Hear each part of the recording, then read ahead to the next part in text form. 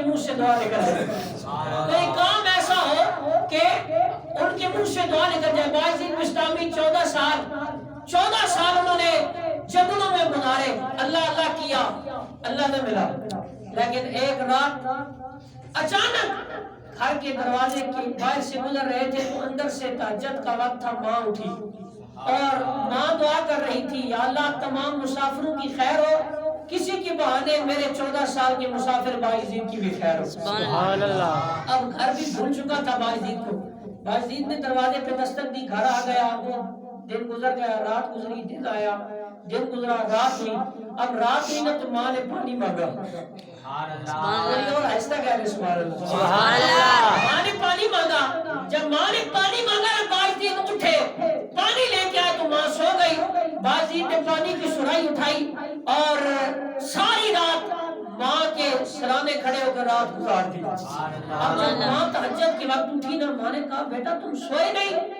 اب ماں تم نے پانی مانگا تھا، میں اس لیے کھڑا رہا، ہو سکتا ہے پھر تمہاری آنکھ کھلے اور پیاس کی شدت کی وجہ سے پھر تم میرا انتظار نہ کرتی رہو، اس لیے کھڑا ہو گیا۔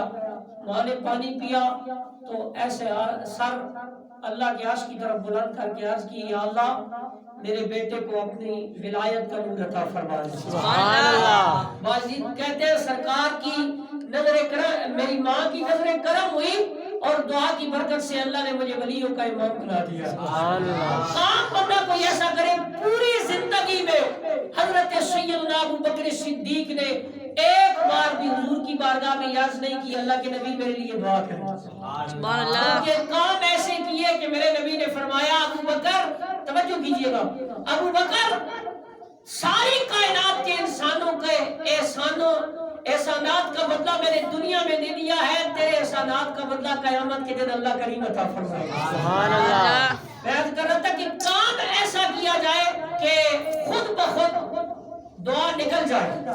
تمہیں حرام کہتی ہے، حضور جب بیدار ہوئی نا تو سرکار مسکرا رہے تھے، میرے نبی نے فرمایا پتہ ہے تمہیں حرام میں کیوں مسکرا رہا ہوں؟ عرض کی نہیں یا رسول اللہ آپ بہتر جانتے ہیں، آپ کا رب بہتر جانتا ہے، آپ کیوں مسکرا رہے ہیں؟ میرے نبی نے فرمایا ہمیں حرام ایک وقت آئے گا کہ میرے امتی دریا میں کشتیوں پہ بیٹھ کے تو جنگ کریں گے اور اللہ میرے ان غلاموں کو فتح عطا فرمائے گا۔ سبحان اللہ۔ حالانکہ ہوتا یہ تھا کہ کشتیاں جو تھی نا، کشتیوں کے ذریعے جنگ نہیں کی جاتی تھی اس زمانے میں، کشتیاں بنائی جاتی تھی لیکن جنگ نہیں کی جاتی تھی، جنگ کے لیے خشکی کا راستہ استعمال کیا جاتا تھا، دریا عبور کیا جاتا اور پھر خشکی کے ذریعے جنگ لڑی جاتی تھی۔